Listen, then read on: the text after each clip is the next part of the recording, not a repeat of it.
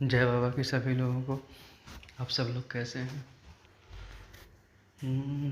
बहुत दिन से सोच रहा था कि एक वीडियो बनाऊं जिसमें आप लोगों को कुछ जानकारी शेयर करूं। दरबार से जुड़ी हुई बहुत सारी जानकारियां हैं, उसमें से कुछ जानकारी मुझे बहुत ख़ास लगा तो मैंने कहा आप लोगों को बताना शायद ज़रूरी रहेगा। उन सभी बातों में मेरा को एक बात समझ में आती है कि दरबार की प्रक्रिया बहुत सारे लोगों ने किया है। प्रक्रिया करने के बाद भी उन्हें कहीं न कहीं कुछ न कुछ ऐसा महसूस होता है कि यार सब कुछ कर लिए पर फिर भी आराम नहीं मिल रहा है। तो आखिर वजह क्या है? क्यों आराम नहीं मिल रहा है? आप सभी लोगों ने इस चीज़ पे कभी कल्पना नहीं किया होगा, महसूस भी नहीं किए होंगे कि आखिर आराम क्यों नहीं मिल रहा है। तो इसको आपको ज़रूर सोचना चाहिए कि आखिर क्या वजह है जिसकी वजह से आराम नहीं मिल रहा है। वो वजह तलाशने की बहुत ज़रूरत होती है लाइफ में। और जब तक वो वजह नहीं मिलेगी तब तक आप चीज़ों को समझ नहीं पाओगे।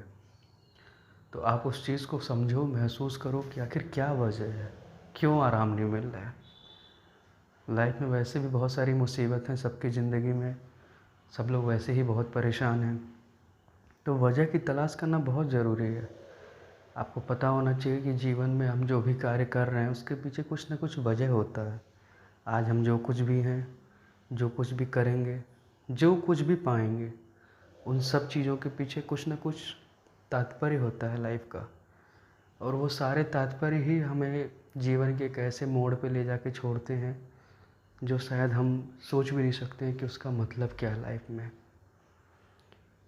इन सारे सिनेरियो को देखते हुए अगर हम महसूस करें कि जीवन का मार्गदर्शन क्या है, लक्ष्य क्या है, क्या हम जिस कार्य को करने जा रहे हैं वो सही है या गलत है, तो बहुत सारी चीज़ें निकल के सामने आती हैं।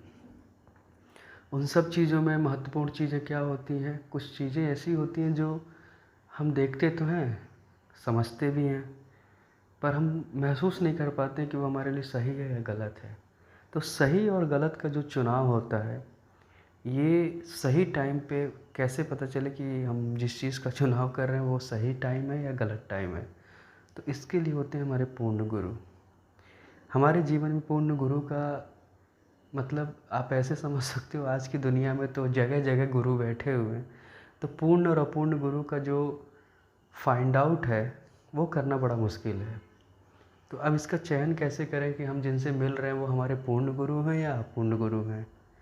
तो पूर्ण गुरु, जैसा कि हमारे गुरुदेव बताते हैं कि पूर्ण गुरु और अपूर्ण गुरु में दोनों में फ़र्क क्या है।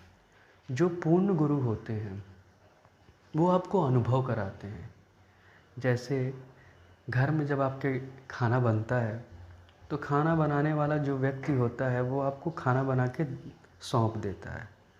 और सौंपने के बाद जब आप उस खाना को खाते हो तो खाना खाने के बाद उसमें क्या क्या इंग्रेडिएंट पड़ा है, क्या क्या चीज़ें उसमें डाली गई हैं, अगर ये आपको अनुभव हो जाता है, महसूस हो जाता है, तो इसका मतलब पूर्णता है उसमें।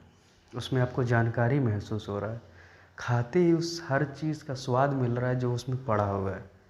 लेकिन अगर खाना बना के दे दिया जाए और उसमें आपको स्वाद और कोई भी चीज़ का पता ना चल रहा हो कि आप कर क्या रहे हो, खा क्या रहे हो, महसूस क्या कर रहे हो, किसी भी चीज़ का आपको कोई आकलन नहीं हो रहा है, तो वहाँ अपूर्णता का भाव आ रहा है। मतलब आपको कुछ अनुभव नहीं हो रहा, बस किए जा रहे हो।